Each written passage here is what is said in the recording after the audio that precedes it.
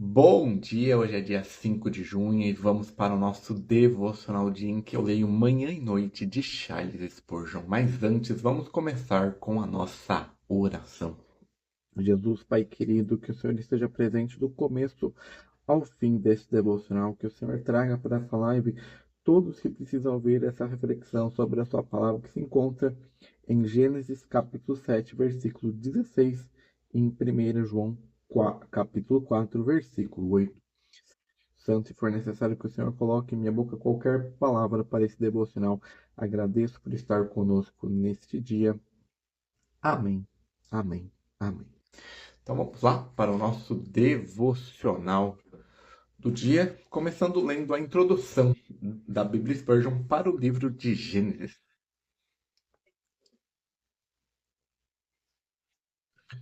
O primeiro livro de Moisés, chamado Gênesis, autor e período da escrita, circunstância da escrita desde os tempos pré-cristãos, a autoria da Torá, os primeiros 5 livros da Bíblia, tem sido atribuído a Moisés, um líder israelita enormemente influente no do segundo milênio antes de Cristo, com um passado egípcio aristocrático.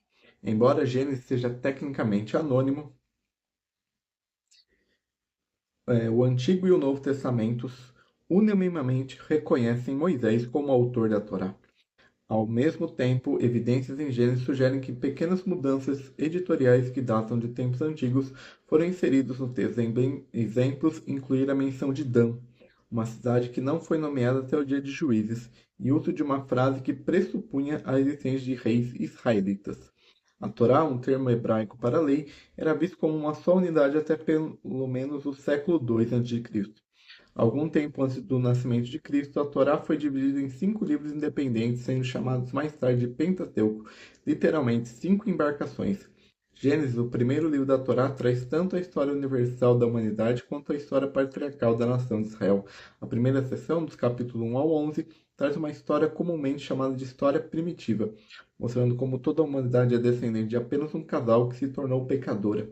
A segunda seção, dos capítulos 12 ao 50, é uma história mais específica, comumente conhecida como a história patriarcal, e concentra no pacto que Deus fez com Abraão e seus descendentes, Isaac, Jacó e seus 12 filhos.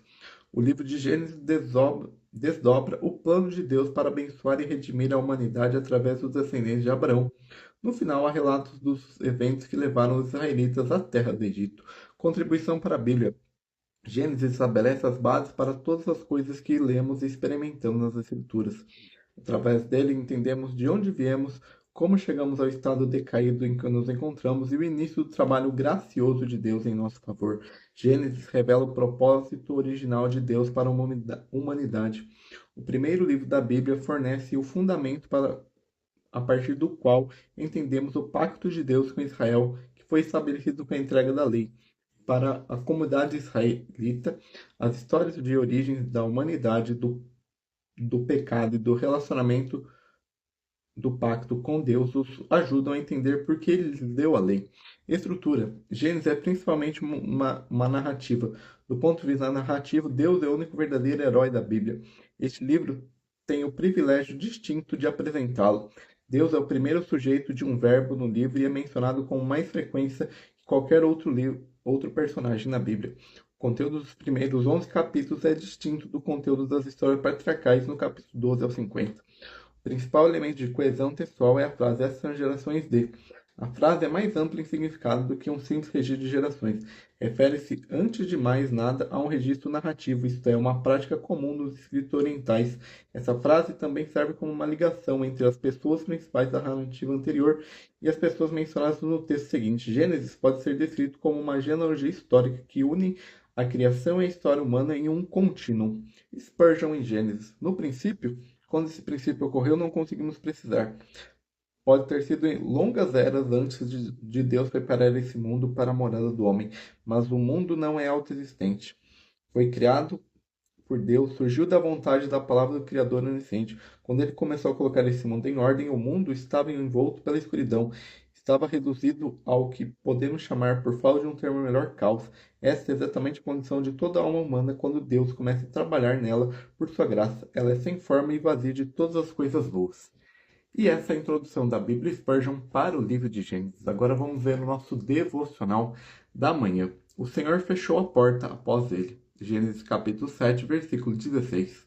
Noé foi trancado, afastado do mundo pela mão do amor divino. A porta do propósito da eleição se entrepõe entre nós e o mundo que já faz no maligno. Não somos do mundo, assim como nosso Senhor Jesus não era do mundo. Não podemos entrar no pecado, nas festas, nas ocupações das multidões. Não podemos brincar nas ruas da Feira das Vaidades, referência ao livro O Peregrino de John Bilmer, como os filhos das trevas, pois nosso Pai Celestial fechou a porta atrás de nós. Noé foi trancado com seu Deus. Entre na sua arca foi o convite do Senhor, pelo qual mostrou claramente que ele próprio pretendia habitar na arca com seu servo e sua família. Então todos os escolhidos habitam em Deus e Deus neles. Feliz o povo que é incluído no mesmo círculo que está o Deus triuno, Pai, Filho e Espírito. Que jamais sejamos desatentos àqueles graciosos chamados vais, pois, povo meu, entra em teus quartos e fecha suas portas sobre ti. Esconda-te por um momento até passe a ira. Noé estava tão protegido que nenhum mal poderia alcançá-lo. As águas apenas o ergueram em direção ao céu e os ventos não fizeram mais do que o soprá-lo em seu caminho. Fora da arca tudo era ruína, mas dentro tudo era descanso e paz. Sem Cristo nos perecemos, mas em Cristo Jesus a perfeita segurança. Noé estava tão trancado que ele nem podia sair, e aqueles que estavam em Cristo Jesus estão nele para sempre. E nunca mais deverão sair, pois a fidelidade eterna foi guardada dentro deles, e a malícia infernal não pode arrastá-los para fora. O príncipe da casa de Davi fechou e nenhum homem abre, e quando finalmente nos últimos dias, como mestre de casa, ele se levantar e fechar as portas, em vão meros professores baterão e gritarão: Senhor, Senhor, abra para nós, pois aqueles que a porta se fechou, as virgens prudentes se fechará para a loucura para sempre. Senhor, guarda-me pela tua graça. E esse é o nosso devocional da manhã. E agora vamos ver a introdução da Bíblia Spurgeon para a primeira carta de João.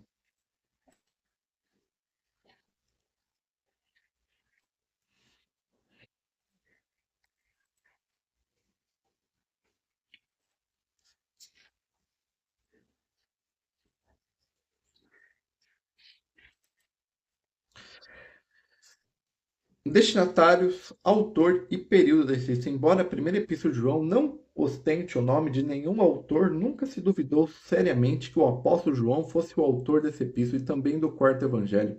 O conteúdo e o estilo da linguagem desses dois livros são muito semelhantes. Os primeiros versículos da epístola mostram certo paralelismo com as afirmações iniciais do evangelho de João. Termos como luz e trevas, vida e morte, verdade e mentira, bem como o Filho único, são típicos para ambos os livros. O autor se denomina testemunha ocular da vida de Jesus e se expressa com autoridade e de um respeitado líder espiritual mais velho. Conexão com o Evangelho de João, tudo isso aponta para o apóstolo como autor dessa epístola.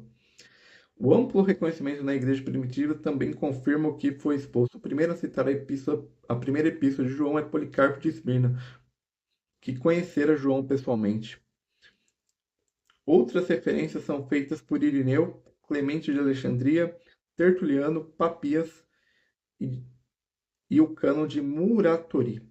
A crítica moderna tende a sugerir que a epístola foi escrita por um presbítero chamado João ou por um estudante do apóstolo João. A maioria dos pesquisadores dessa data a epístola ao final do primeiro século, que fica entre 90 e 100 depois de Cristo. O Evangelho de João é datado da mesma época. Provavelmente não é possível afirmar se a carta do Evangelho de João foi escrita primeiro. A primeira epístola não menciona nenhum destinatário, no entanto, muitos pesquisadores consideram os destinatários um dos cristãos da Ásia Menor. Mas a epístola tem um caráter universal, assim como a epístola de Judas. A primeira epístola de João se dirige a todos os crentes. As frequentes expressões filhos e filhinhos são impressionantes. Além disso, a epístola contém uma terceira expressão indicando a relação entre Deus e seus filhos. A expressão irmãos e amado testemunha a afeição que liga o autor aos destinatários da epístola. Assunto e finalidade da escrita. A primeira epístola não apresenta nenhuma indicação de seu autor nem de um destinatário. Também estão faltando saudações ou até mesmo ou outras mensagens pessoais. É por isso que alguns sugerem que não se trata de uma epístola, mas de um sermão, homilia ou tratado. A expressão repetida "eu vos escrevo" indica que o livro é uma epístola ou carta, por mais que seja singular e especial.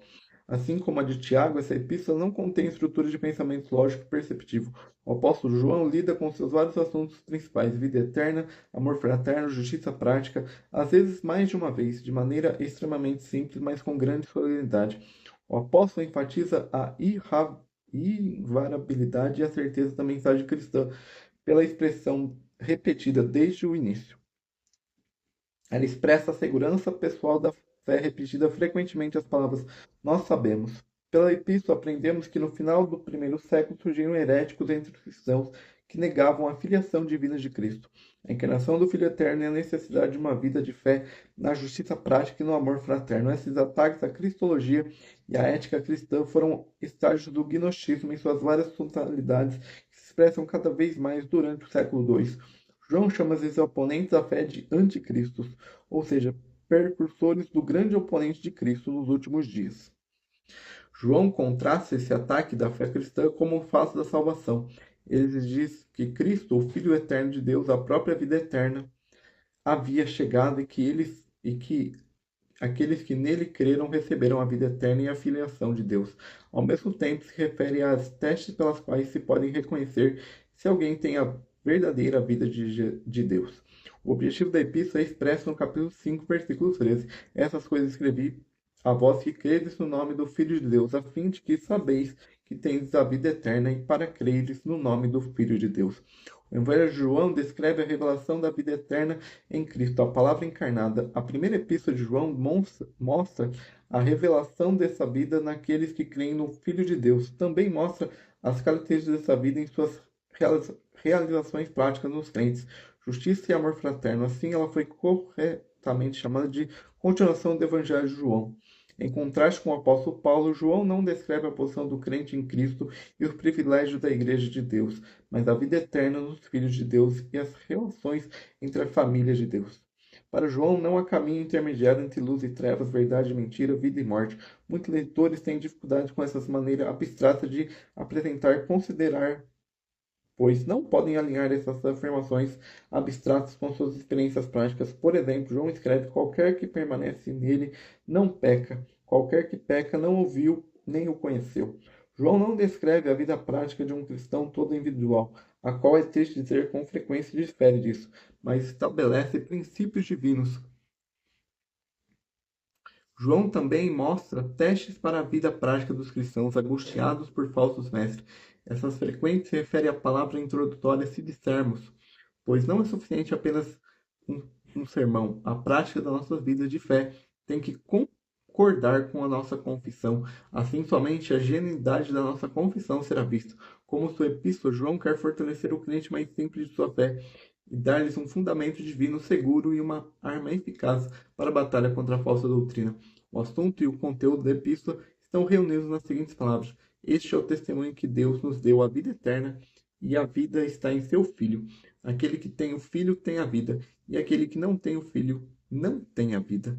Peculiaridades: a lógica divina de João. As declarações absolutas dessa epístola causam muitas dificuldades ao leitor. No entanto, elas desaparecem se entendermos a lógica divina por trás dessas afirmações absolutas. Um exemplo: aquele que não é nascido de Deus não comete pecado. Provavelmente todo cristão tem um problema com essas palavras ao pensar em sua vida prática. A lógica de tal sentença é que não tem nenhuma semelhança com o estado prático de um cristão. Antes, é uma afirmação fundamental sobre a natureza de um homem nascido de Deus, que é, portanto, capaz de viver uma vida segundo ele. Ambas as declarações dessa sentença são inteiramente congruentes, idênticas a partir do ponto de vista de Deus. Essa lógica é simplesmente explicada nos dois exemplos a seguir. Quem está morto não pode falar. A segunda parte da sentença contém uma das muitas evidências possíveis. Inverter a sentença será insensato. Quem não pode falar está morto. Quem é pobre não possui bens. Aqui ambas as partes da sentença são idênticas no conteúdo. Se invertermos a base, fica evidente: quem não possui bens é pobre.